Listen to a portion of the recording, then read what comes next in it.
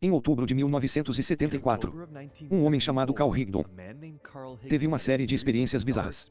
Enquanto caçava alces no sul do Wyoming, ele foi levado a bordo de uma nave estranha e transparente antes de ser literalmente jogado de volta à Terra, em um estado de total confusão. O caso de Carl é significativo não apenas por seus elementos narrativos fantásticos, mas pelo fato de parecer ter sido um desaparecimento abortado. Dessa forma, isso pode nos dizer algo não apenas sobre experiências de abdução por OVNIs, mas sobre um subconjunto de casos de pessoas desaparecidas, com os quais elas podem compartilhar uma causa. Teclas da máquina de escrever, retornar slide. Em outubro de 1974, Carl Higdon tinha 40 anos e trabalhava como perfurador de petróleo para a Amy Well Service em Riverton, Wyoming. Na sexta-feira, 25 de outubro, ele teve um dia de folga inesperado, então decidiu ir caçar alces. Ele pegou seu novo rifle Magnum 7mm e seguiu para o sul, em direção ao MC Cart Canyon, que fica a cerca de 64 quilômetros ao sul de onde ele morava, na pequena cidade de Rollins. Durante a viagem, Carl parou para ajudar dois companheiros caçadores cuja picape não queria pegar. Enquanto tomavam café, os caçadores disseram a Carl que ele teria mais sorte na floresta. Carl seguiu o conselho deles e foi até o extremo norte da Floresta Nacional Madison Ball. Ele estacionou sua caminhonete em uma colina e teve uma breve conversa com o guarda-caça, que por acaso estava lá.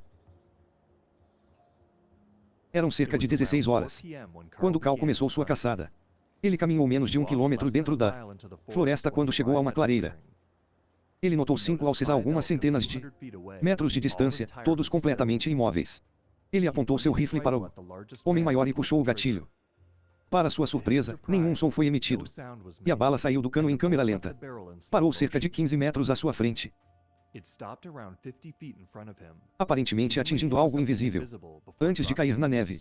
Estranhamente, o alce não se encolheu, e Carl percebeu que a floresta estava estranhamente silenciosa.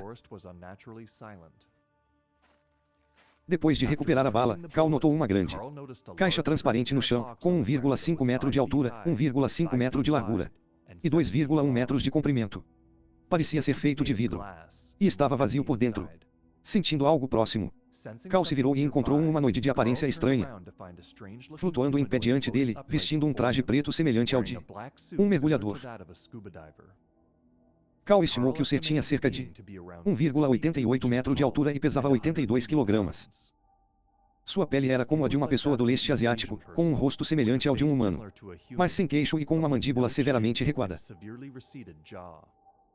Não tinha sobrancelhas, nem orelhas, e tinha olhos pequenos e puxados. Seus cabelos grossos, cor de palha, eriçavam-se da cabeça como cerdas de vassoura, agrupados em pequenos tufos, espaçados a meia polegada de distância. Havia duas reistes distintas saindo do topo de sua cabeça que pareciam ser antenas. A entidade usava sapatos pretos e um cinto largo com uma estrela de 6 pontas onde ficaria a fivela, e um símbolo amarelo abaixo dela em uma espécie de pequeno avental. Suas pernas estavam visivelmente curvadas para fora. Não tinha mãos, mas havia um apêndice ou dispositivo em forma de cone saindo de sua manga direita. Higdon se referiu ao ser como um homem, sugerindo que ele tinha algumas características masculinas. A entidade se moveu em direção a Carl, flutuando sobre a neve. Quando chegou a poucos metros de Higdon, perguntou-lhe: "Você está com fome?", embora seus lábios não se movessem enquanto falava. Carl respondeu positivamente. Então um pequeno envelope ou pacote de 4 pílulas flutuou em sua direção, e a entidade disse a Carl para tomar uma. Embora Carl normalmente fosse extremamente relutante em tomar comprimidos, ele prontamente engoliu um como se estivesse sendo controlado, como ele mesmo disse. A entidade então perguntou a Carl se ele queria ir com ela, e ele respondeu: "Eu também posso." Carl expressou que esta última escolha foi sua, tendo lido sobre encontros com OVNIs no passado. Ele já havia resolvido ir com os UFOnautas caso ele mesmo encontrasse um. A entidade apontou seu apêndice em forma de cone para Carl, então de repente ele se viu em outro lugar. Teclas da máquina de escrever, slide de retorno. A próxima lembrança de Carl foi de estar dentro da caixa retangular transparente, aparentemente dentro de uma estrutura transparente maior, ambas ainda descansando na floresta. Carl estava sentado em uma espécie de assento tipo concha, com os braços e a cabeça apoiados. No reflexo do vidro acima dele, ele podia Ver os 5 alces parados, imóveis, em uma gaiola. A entidade da floresta estava na sala. E outros 2 seres semelhantes também estavam por perto. Cal disse, você pegou meu alce. E um dos seres deu de ombros. A caixa levantou do chão, e Rigdon olhou para baixo para ver seu caminhão onde o havia deixado, mas então a entidade principal acenou com a mão e o caminhão desapareceu. A próxima lembrança de Cal foi ver o que ele descreveu como uma bola azul e uma enorme bola de gude, aparentemente a terra. À distância, bem abaixo dele. Os seres disseram a Cal que estavam indo para casa, que, segundo eles, ficava a 262 mil quilômetros-luz de distância. Então colocaram nele um capacete com 6 fios, saindo em todas as direções, e prenderam uma tira sob seu queixo. Em seguida, tudo ficou escuro antes que uma luz muito brilhante acendesse, fazendo os olhos de Cal arderem e lacrimejarem. Cal estava agora parado em frente a uma das paredes transparentes da estrutura mais externa, olhando para um espaço gigante e sem características, sem paredes ou teto visíveis. A luz vinha do topo de uma torre que ele comparou à Space Needle em Seattle, Washington, com luzes girando ao redor do topo. Abaixo da torre, ele podia ver vários humanos, adultos e crianças, conversando casualmente. 2 entidades, uma delas sendo aquela que Cal conheceu na floresta, o levaram por uma longa passarela em direção à torre. Dessa vez, Cal estava flutuando, assim como as entidades. Ele foi levado até uma porta que se levantava, antes de ser levado para dentro de uma grande sala. Lá dentro, um escudo ou parede de 4x8 pés caiu na frente dele e depois subiu novamente até o teto. Uma das entidades então se aproximou dele e disse, você não é o que queremos. Nós o aceitaremos de volta. Rigdon então foi levado para fora da sala, de volta para a luz brilhante. Seus olhos queimaram novamente, e as entidades lhe disseram que o sol os afetava da mesma forma quando estavam na Terra. Rigdon então flutuou para dentro do que ele chamou de nave, onde encontrou a entidade da floresta, que agora se identificou como Alzo 1. Alzo explicou que ele também era um caçador, e que sua espécie vinha à Terra há muitos anos, em busca de peixes e animais para transformá-los em pílulas de comida. Cada pílula alimentou um indivíduo da sua espécie durante 4 dias. Alzo continuou dizendo que o oceano deles ficou amarelo e que todos os peixes morreram. Em seguida, mostrou a Edgon um mapa de seu planeta, que estava pelo menos parcialmente reproduzido no símbolo no avental de Alzo. Disse-lhe que os 9 planetas do seu sistema solar fornecem a força magnética para sua energia. Também examinou o rifle de Rigdon, observando que gostaria de ter ficado com a arma primitiva, mas não lhe foi permitido. Alzo também disse a Cal que os seres da sua espécie usam preto para se protegerem do sol. Depois que a nave passou por um vazio escuro, Cal pôde ver que eles haviam chegado à floresta. Então, Alzo disse a Rigdon que ele o veria. Para sua surpresa, Cal se viu flutuando até o chão abaixo da nave. Antes de pousar, seu pé escorregou em uma pedra, fazendo-o cair, rolar morro abaixo e machucar o ombro. Cal seguiu por uma estrada próxima até encontrar sua caminhonete, mas não a reconheceu como sua. Ele sentou no caminhão e ouviu vozes no rádio CB. Depois de descobrir como usá-lo, ele conseguiu se conectar com alguém, que acabou sendo seu chefe, Roy Fleming. Fleming perguntou seu nome e localização, mas, em seu estado de confusão, Cal não conseguiu dizer nem uma coisa nem outra. Não sei. Estou com tanto frio. Ele simplesmente declarou que estava em uma picape com uma alavanca estranha no meio, apesar de ter aprendido a dirigir com câmbio manual quando jovem. Teclas da máquina de escrever, slide de retorno. Eram cerca de 18h30, quando Fleming ouviu falar de Rigdon pela primeira vez. A esposa de Cal, Marjorie, voltou do trabalho por volta das 16 horas, com uma crescente sensação de desconforto e uma necessidade de ir até o marido, e logo foi alertada sobre o chamado de socorro de Cal no CB. O xerife do condado de Carbon, Charles Agbar, organizou um grupo de busca, composto por ele, o xerife adjunto, Ed Tierney e 4 caçadores locais. Marjorie ligou para sua amiga, Marilyn James, cujo marido, Don, os levou em sua caminhonete para ajudar na busca. Devido às estradas lamacentas, a equipe do xerife teve grande dificuldade em chegar à área onde suspeitavam que a caminhonete de Cal estivesse. Marjorie e companhia foram instruídos a permanecer na colina e aguardar novas ordens. Depois de uma longa espera, Marilyn sentiu o caminhão se movendo, antes de apontar animadamente para uma grande estrela em movimento que estava mudando de cor. Todos no veículo observaram por cerca de 20 minutos enquanto a luz se movia em um grande arco enquanto piscava intensamente, mudando de cor de vermelho para verde e para branco. O grupo de busca anunciou que encontrou Cal por volta das 23h40. Seu caminhão foi encontrado a cerca de 5 quilômetros de onde ele o havia estacionado originalmente, preso em um buraco de lama, sem marcas de pneus que levassem ao local. Enquanto esperavam que os pesquisadores retornassem ao portão da floresta, o trio notou que uma grande luz vermelho-alaranjada brilhante estava surgindo no horizonte leste, o que eles interpretaram como o nascer do sol. Eles só perceberam o quão incomum era depois de ver o verdadeiro nascer do sol mais tarde naquela manhã, quando o grupo de busca retornou. Marjorie imediatamente percebeu que Cal ainda estava em um estado confuso e amnésico. Ele tinha dificuldade para falar e não a reconheceu. Marjorie tentou falar com ele, mas ele apenas olhou para trás como se estivesse olhando através dela. Nas palavras de Marjorie, questionado se havia atirado em um alce, Cal olhou para cima através do para-brisa e disse: "Eles levaram meu alce. Eles levaram meu alce." Num tom de voz meio cantado. Como Marjorie descreveu, Cal estava visivelmente com frio, então ela tentou colocar o casaco sobre os ombros dele. Mas ele se afastou com medo, gritando: "Não me toque." No caminho para o Hospital Memorial do Condado de Carbon, em Rollins, Cal perguntou a Fleming por que ele não estava vestido de preto. "O sol não queima você." Quando Cal chegou ao pronto socorro às 2 da manhã, seus olhos estavam lacrimejando muito.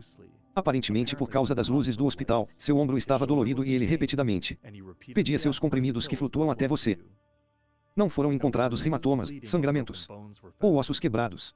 Os resultados dos testes não detectaram nenhuma droga em seu organismo. O Dr. R.C. Tomko determinou que Cal estava sofrendo choque amnésico. Quando Marjorie perguntou seu nome, ele respondeu: "Eles continuam me chamando de Cal." Quem é Cal?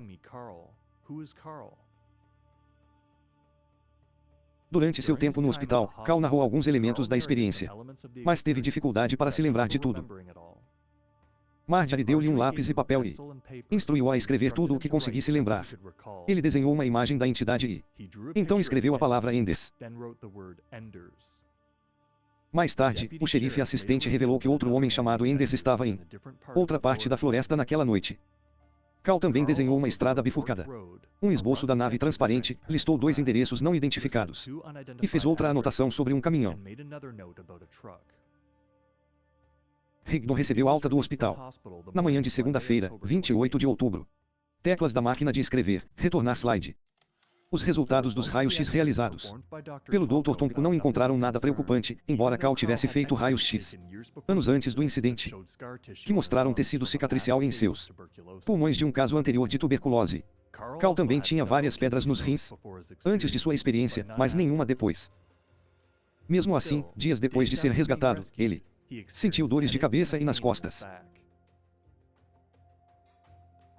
Quando Cal falou com Sue Taylor, uma repórter do The Daily Times de Rollins, ele ainda estava muito confuso com sua experiência, confessando que deve estar louco. O artigo de Taylor, o primeiro sobre o caso, apareceu na terça-feira, 29 de outubro. Fleming colocou Cal em contato com um conselheiro de reabilitação local, que por sua vez sugeriu que ele falasse com o Dr. Leo Sprickle, um psicólogo da Universidade de Wyoming, que estava interessado em experiências com OVNIs. Em 2 de novembro, o Dr. Sprickle foi até a casa de Cal para a primeira de várias sessões de hipnose regressiva. Edgon conseguiu juntar mais peças da experiência. Sprickle convidou um professor de arte local para fazer um desenho de Alzuni. O Dr. Sprickle foi se encontrar com Marilyn James, o xerife Agbarn, o Dr. Tomko, a enfermeira de Cal no hospital, alguns membros do grupo de busca e vários moradores locais. Aqueles que conheciam Cal disseram que o consideravam honesto e trabalhador. Testes psicológicos e psiquiátricos na Universidade de Wyoming não revelaram sinais de doença mental. Certa noite, Cal sugeriu a Marjorie que eles saíssem para dar uma volta de carro com o filho. Cal dirigiu alguns quilômetros ao sul da cidade, pegando uma estrada de terra subindo uma colina, aparentemente sabendo para onde estava indo. a mais de 45 metros de altura, acima deles. A família viu uma luz verde brilhante, em forma de um grande come de sorvete virado para baixo e sentiu um cheiro terrível, de meias sujas e enxofre. Desanimado, Cal anunciou, estou atrasado. Eu deveria ter chegado alguns minutos antes. Algumas noites depois, Cal acordou Marjorie e disse, eu sei que é estranho. Estou na cama com você. No entanto, estou no sul da cidade. Estão me dizendo, procure uma caixa preta. Ele sentiu que estavam lhe dizendo que poderiam contatá-lo sempre que quisessem. Isso deixou Cal bastante angustiado e desencadeou sua dor no ombro. Várias vezes, no caminho de Cal para o trabalho e de volta. Ele foi seguido por luzes no céu que outros também viram, e tanto Cal quanto Marjorie sentiram que seus telefones estavam grampeados. Cal afirma que ainda mantém comunicação telepática com Alzu em raras ocasiões. Por exemplo, Cal disse uma vez a Alzu que Rollins precisava de chuva. No dia seguinte choveu 7,5 centímetros. Depois mais 5 centímetros no dia seguinte, antes que ele pedisse para Alzu parar e a chuva cessasse. Higdon especulou que, antes de disparar seu rifle no dia do incidente, ele entrou em algum tipo de campo de força que desacelerou sua bala. Em determinado momento, Cal, junto com Don, Marilyn e outros, retornaram ao local do incidente para tirar fotos e procurar por metal, tentando, em vão, encontrar a ponta faltante da bala. No local onde a caixa transparente estava, eles notaram que as folhas próximas estavam queimadas e algumas árvores na área tinham entalhes estranhos e desgastados pelo tempo. A bala foi examinada por investigadores liderados pelo Dr. Walter Walker, consultor de metalurgia da Ariel Phenomena Research Organization, ou APRO. Walker só pôde concluir que bateu em algo duro e virou-o do avesso. A bala também foi examinada por um metalúrgico da Universidade de Wyoming. Algum tempo depois, a bala desapareceu do cofre da universidade. Teclas da máquina de escrever, slide de retorno, a equipe de TV do programa Insart-Off visitou Rollins, assim como uma equipe de filmagem japonesa. O National Enquirer também providenciou que Cal fizesse um teste de polígrafo, no qual ele passou o primeiro de vários. Marjorie disse que foi compelida a escrever a história de Cal décadas antes de autopublicar a narrativa em 2017 sob o título Alien Abduction of the Wyoming Hunter. Em 2022, David Paulides fez um dos vários documentários sobre pessoas desaparecidas em circunstâncias incomuns. Paulides conduziu novas entrevistas com Cal e sua esposa e comparou as semelhanças do caso com outros desaparecimentos na mesma região. Paulides destacou a importância de Higdon ter sido derrubado no final do incidente. Isso é consistente com centenas de casos de mortes incomuns que ele investigou, nos quais o corpo recuperado parecia ter caído do alto. O fato de que aparentemente não havia rastros que levassem ao local lamacento onde a picape de Cal foi recuperada sugere que ela também foi abandonada. Pesquisadores como Linda Moulton Howe documentaram que muitos casos de mutilação animal envolvem carcaças com pernas quebradas, sem rastros ao redor e solo impactado, sugerindo que elas também foram abandonadas. Cal acredita que algum tipo de exame médico ocorreu quando o escudo ou parede caiu na frente dele, e que de alguma forma ele falhou no teste. Embora Cal inicialmente tenha especulado que foi rejeitado devido aos efeitos da luz em seus olhos, mais tarde ele sugeriu que era devido à sua vasectomia. O fato de Cal aparentemente ter se curado das cicatrizes no pulmão e dos cálculos renais também é significativo. Preston Dennett compilou mais de 300 casos envolvendo cura espontânea, conectada a um encontro com OVNI ou entidade. Dennett conclui que os seres nesses encontros são extraterrestres avançados, nem benevolentes nem malignos, que curam pessoas, por razões que vão além de testes e experimentações. Houve um desaparecimento na mesma floresta de onde Cal foi sequestrado quase exatamente 35 anos depois. Mark Anthony Strittmatter tinha 15 anos de experiência em caça na região quando desapareceu em 19 de outubro de 2019. Semelhante a Higdon, o local de onde Mark desapareceu era uma área onde ele nunca havia caçado antes. Curiosamente, no final de uma caçada anterior, Mark viu um OVNI preto que o seguiu por um tempo. Assim como Higdon e muitas outras pessoas desaparecidas, Mark era de etnia alemã, mas nunca fez vasectomia. O Ufólogo Jacques Vallée observou que muitos encontros históricos com fadas, elfos e outras criaturas míticas envolvem a oferta de algum tipo de comida ao experimentador. Em vários desses casos, as pessoas que cooperam com o povo das fadas são recompensadas com um suprimento inesgotável de alimentos. Ao mesmo tempo, a tradição irlandesa afirma que se você comer comida do mundo das fadas, você se tornará uma fada e nunca mais retornará ao reino mortal. Há muitos outros encontros com entidades relacionadas ao OVNIs registrados que envolvem seres flutuando sobre o solo ou se movendo de uma forma muito incomum. Por exemplo, as criaturas que emergiram da nave em Pascagoula, Mississippi, flutuaram para fora de sua nave, e os chamados do Days em Kelly Hopkinsville pairaram sobre o solo, balançando seus quadris para frente e para trás. Outro detalhe incomum é o fato de Ozo ter medido a distância do seu planeta até a Terra em milhas-luz, em vez de anos-luz. Muitas experiências de abdução por OVNIs contêm elementos absurdos como este. Por exemplo, o abduzido italiano Pier Fortunato Zanfretta afirmou que alienígenas gigantes e condelras lhe disseram que vieram da terceira galáxia. Uma descrição extremamente simplista e astronomicamente sem sentido. Teclas da máquina de escrever, slide de retorno. Lendo o relato de Edwin, é fácil inferir que ele deveria ser levado para sempre, mas foi rejeitado inesperadamente. Pode ser que algumas pessoas que desapareceram em circunstâncias incomuns tenham sido sequestradas de maneira semelhante e simplesmente não tenham retornado. Em outras palavras, os tipos de casos de pessoas desaparecidas investigados por David Paulides podem ser devidos, em parte, ao mesmo fenômeno responsável por muitas experiências de abdução por OVNIs e outros encontros com entidades anômalas. Seja qual for o motivo que levou seus sequestradores a rejeitarem Cal, isso pode muito bem ter salvado sua vida.